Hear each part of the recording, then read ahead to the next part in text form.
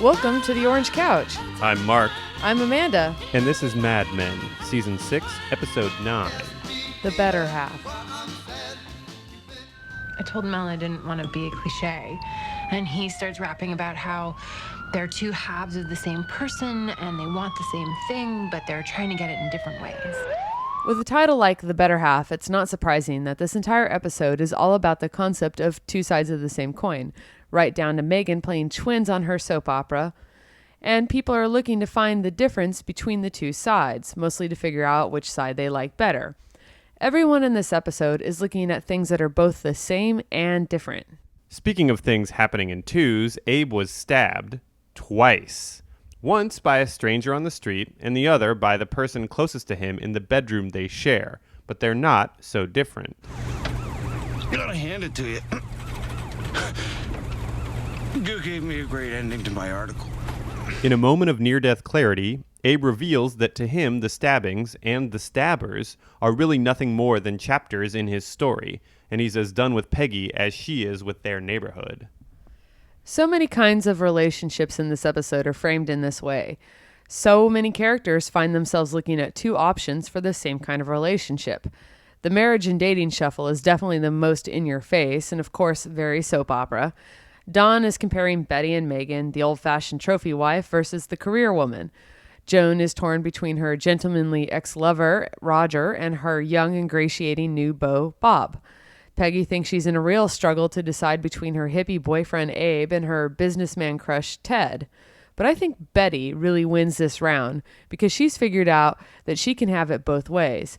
To have her reliable old Henry, but also get the thrill of having a little Don on the side. While Betty dominated every man in every scene she was in, Peggy opened the episode caught in a power struggle between her two male mentors. Well, you're both more experienced than me. I don't know that my opinion matters. Your opinion matters. Now, what do you think is the best way to go? On one hand, Peggy has Ted, who showers her with affection and warmth, and even the occasional smooch. He's so attentive that he overanalyzes every look and every touch between them. Meanwhile, Don constantly reminds Peggy of her place, that she doesn't know as much as she thinks she does, and that he deserves loyalty without having to keep earning it. But in the end, Ted's carrot and Don's stick are equal weapons. They are both used to push her away. Ted is revealed to be just as selfish with Peggy as Don, and just as oblivious to her true feelings. Both of her mentors are equally up their own ass and equally cruel in their own ways. The city of New York itself is pointedly divided into two. On one hand, there's the wealthy, privileged New York, where our characters live and people float around in a bubble, though it's one that's increasingly pierced by relentless sirens.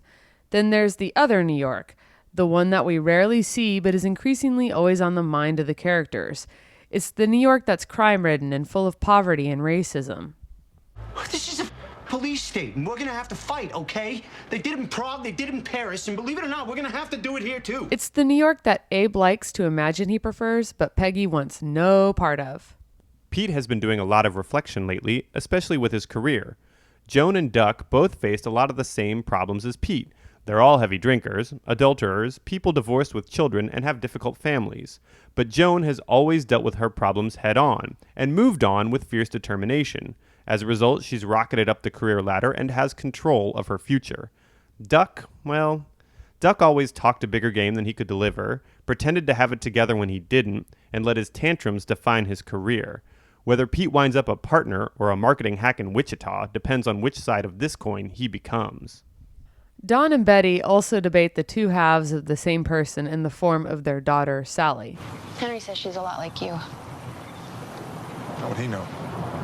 He says she reminds him of you. I think she's a lot like you.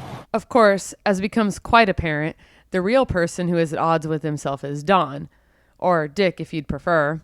Like Betty says, he's an entirely different person when he's chasing something and when he gets it. And the Don who is chasing is way better than the Don who has what he wanted. The former Don is charming, sexy, and enticing. But Don who has you is indifferent, cold, and bored. Betty has figured out a way to get the side of Don that she likes, and she can send the boring and bored Don back home to Megan. You know what this place looks like to the outside world? A mess. We don't even have a name. We're the 27 Yankees. The 27 Yankees were the first collection of superstars, a lineup including all-time greats like Babe Ruth and Lou Gehrig. The outside world sees SCDPCGC as overflowing with the same level of talent, but that's not always a good thing. Sterling, Cooper, Draper, Price, Cutler, Gleason, and Shaw? Who the hell's in charge? Duck is right. It feels overstuffed and indecisive.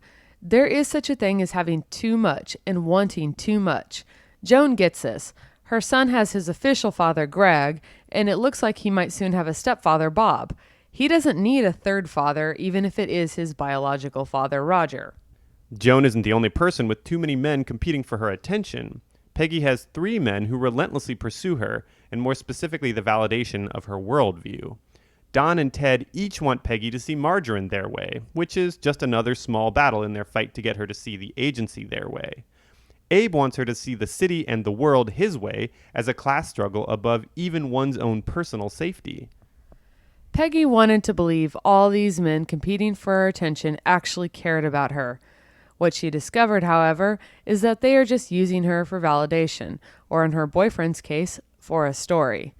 Once they have no more use for her, as the last shot makes very clear, she ends up all alone. She thought she had too many men in her life, but in reality, she has none at all.